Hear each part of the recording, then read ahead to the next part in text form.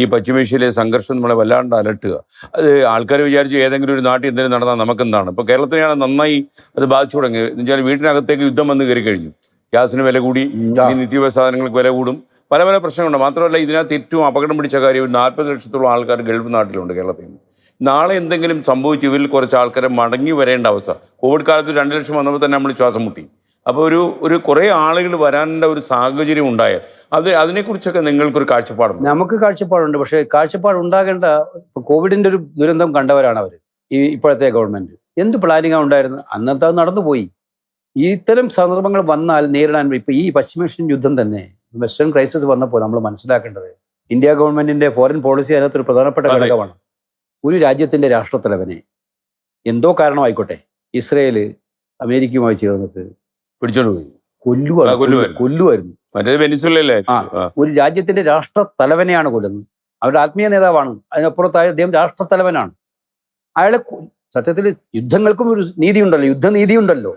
അതുപോലും പാലിക്കപ്പെടാതിരുന്നപ്പോ നമ്മൾ ഒരിക്കലും മിണ്ടാതിരുന്നിട്ടില്ല. ഇന്ത്യയുടെ വിദേശ നയം എല്ലാ കാലത്തും നമ്മൾ സമദൂരം പാലിക്കും എല്ലാവരോടും. പക്ഷേ നിർണായകമായ കാര്യങ്ങളിൽ ശരിയെന്ന് തോന്നുന്ന കാര്യങ്ങൾ തുറന്നു പറയുന്നതിന് മടി കാണിക്കാറില്ലായിരുന്നു. ഇത് വന്നിട്ട് ഒരു രാഷ്ട്രത്തിൽ ഇപ്പം നാളെ ഇന്ത്യയുടെ പ്രധാനമന്ത്രി ഇതുപോലെ ഒരു മിസൈൽ ആക്രമണത്തിൽ മറ്റൊരു രാജ്യം വന്ന് ഒരു മുന്നറിയിപ്പും ഇല്ലാതെ ചെയ്യാന്ന് പറഞ്ഞാൽ ഒരു അപലപിക്കുന്ന സാഹചര്യം പോലും ആദ്യത്തെ 2-3 ദിവസം ഉണ്ടായില്ല. ശ്രദ്ധിച്ചറിയും, അത് മൗനത്തിലായിരുന്നു, പൂർണ്ണമായി മൗനത്തിലായിരുന്നു. അവസാനം ഈ പരാതിയും പ്രശ്നങ്ങളും വന്ന് കോൺഗ്രസ് ശക്തമായി നിന്നപ്പോഴാണ് നമ്മുടെ വിദേശകാര്യ സെക്രട്ടറി പോയിട്ട് പിന്നെ നമ്മുടെ എംബസിയിൽ ഇറാൻ എംബസി പോയി ഇരുന്നിട്ട് ഒരു അനുശോചന സന്ദേശം ഒപ്പിട്ടത്. അപ്പോഴും പ്രധാനമന്ത്രിയുടെ സ്റ്റേറ്റ്മെന്റ് പോലും വന്നിട്ടില്ലായിരുന്നു.